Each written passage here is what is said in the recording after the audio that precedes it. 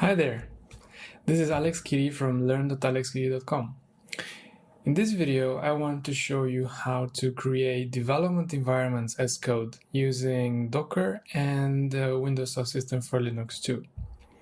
Now, actually this video I'm focusing a lot on Linux development environments since, well, this is I think one of the most common ones, and it's something that WSL is very good at. And by development environments, I mean actually the environments, and be it virtual machines or physical machines or whatever developers use to develop their products and services. And many times there are actually more development environments that a developer needs. And actually, in my experience, many times these things are kind of overlooked. So it's pretty common to start maybe as a developer in a team, and that it will take you days, weeks, or maybe months to actually be as productive as the other colleagues who have been around for a longer time. And of course, this is not just related to tooling, but it's also related to acquiring knowledge and getting the hold of how things go on.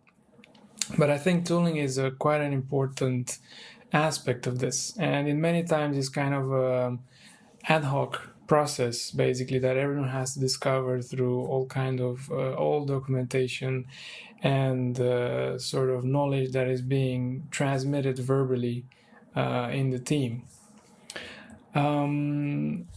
And I think, anyway, this is kind of a rather slow and annoying process, and I think it can be heavily improved if we treat development environments in the same way we treat other resources that we are using in our development process, running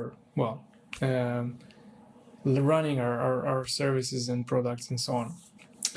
And one common thing that developers do to solve this, especially when you might need different versions of the same programming language or tool set and so on, is to use Docker containers and have aliases to use basically command line tools running inside of the container as CLIs from your host.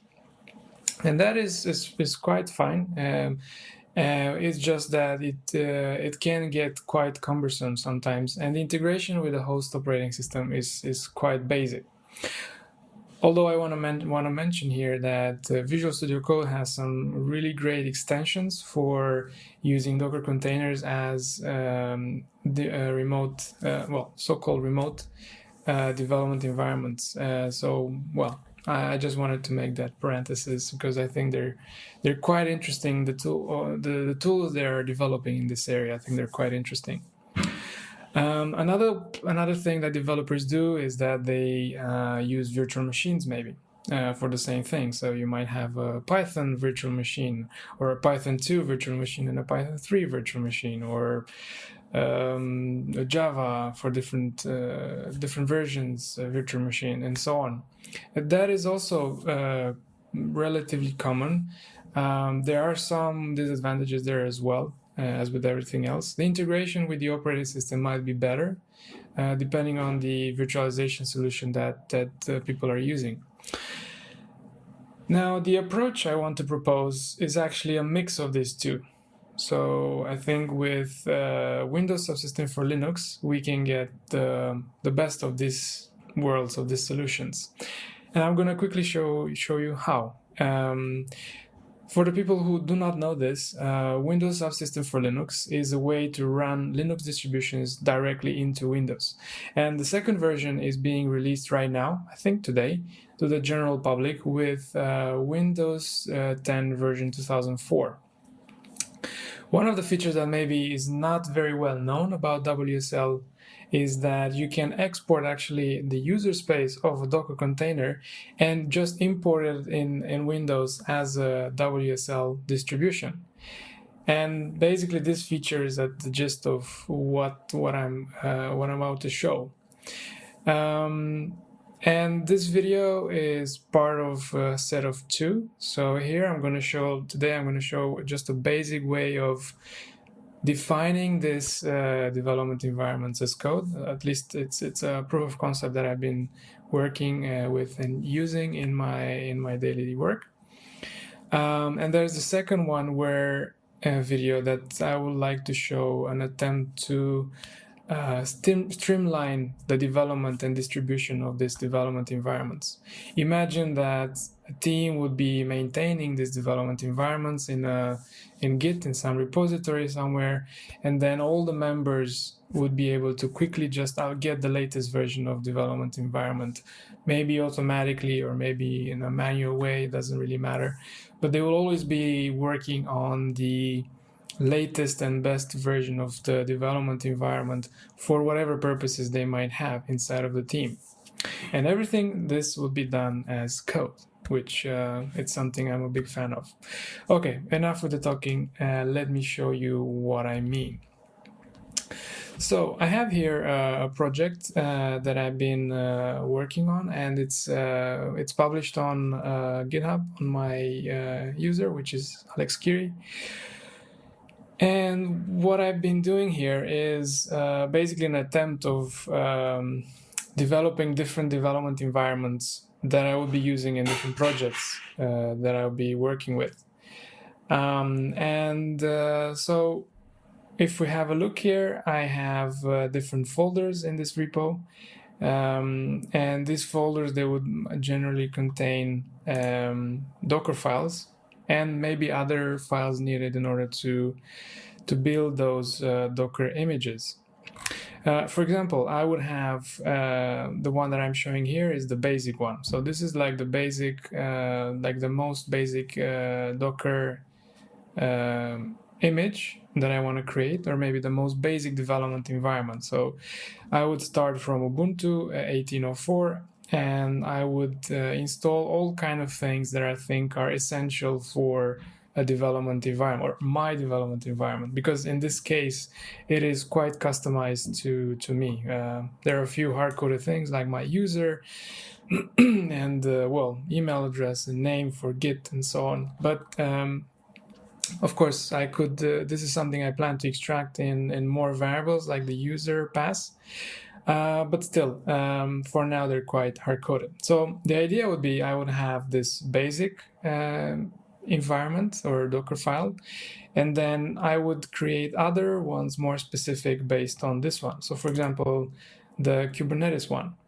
The Kubernetes one would be based on the basic, and then you would install different other tools that I find relevant when working with Kubernetes.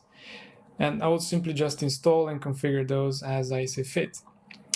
And so on and so forth. So I have a Docker environment or Docker file as well, where I just install the Docker for Linux here, and then a Kubernetes using this this version of the Docker file, and so on. I have one with Java and Maven and so on and so forth.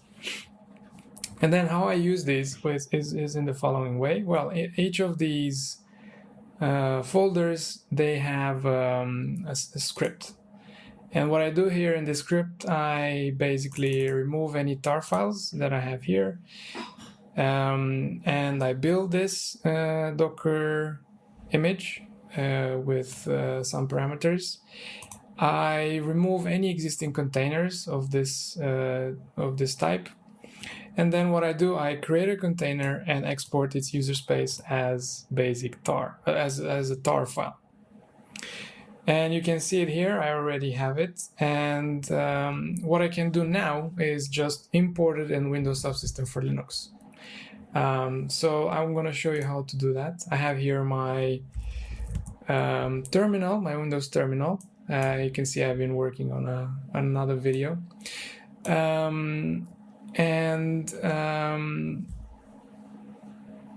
can show you what distributions I currently have configured. So, well, I have a bunch of those. You can see I already have a Learn distribution and the Basic and an Azure distribution. These are basically coming from previous versions coming from here. But what I can do is I can import a new one. So, for example, if I would like to create another Basic distribution, I'll call it Basic 2. From the latest tar file that I have built here in this folder, I can simply use wsl-import. And let's see if I have maybe another, yeah, there you go, Basic 2. So what this does is imports this tar file here, imports it in as a WSL distribution called Basic2, and imports it into this folder on my drive. So I'm gonna do that. Oh, and there seemed to be a problem. Oh yes, I know what the problem is. I'm not there. So let me just make this path absolute.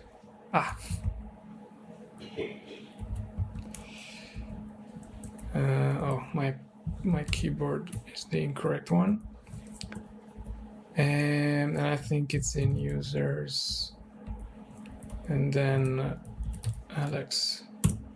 There you go. Now I got it right.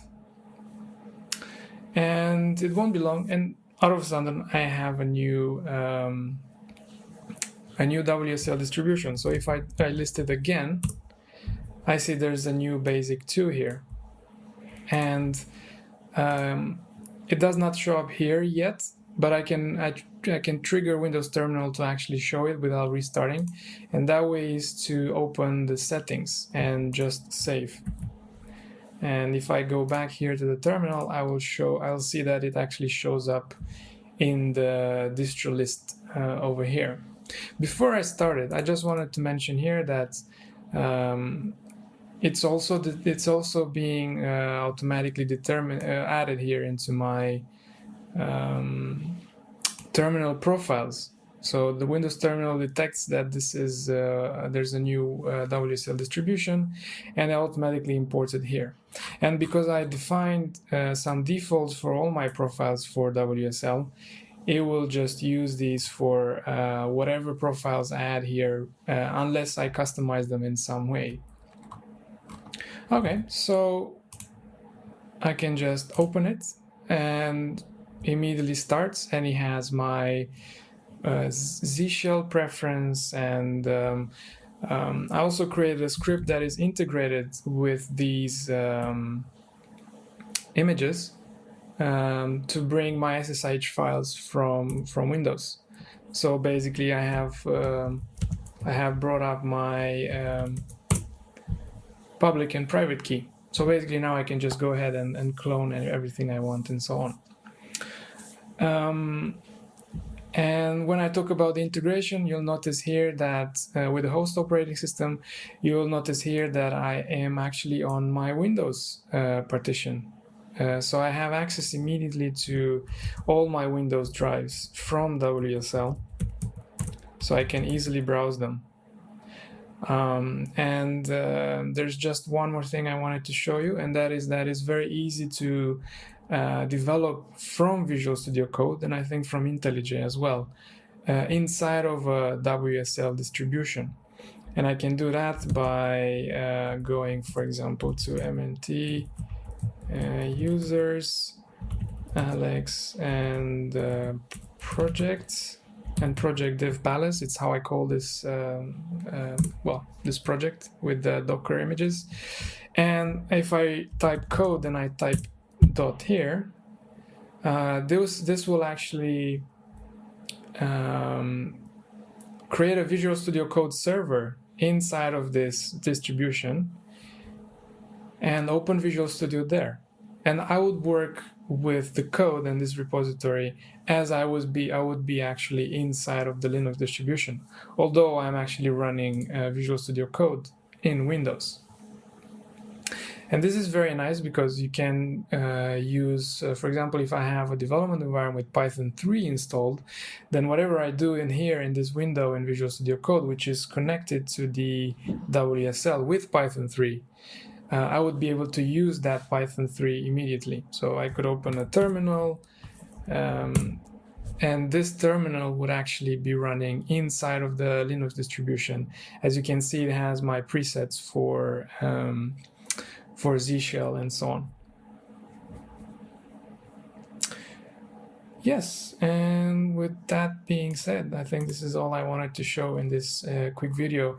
And this is a way you can easily keep track of what changes you make to your development environment. And well, you can open as many as you want from the Windows terminal, so you can be connected to as many as you wish. All right, hope you enjoy this. Stay tuned for the next one where I show a more automated way of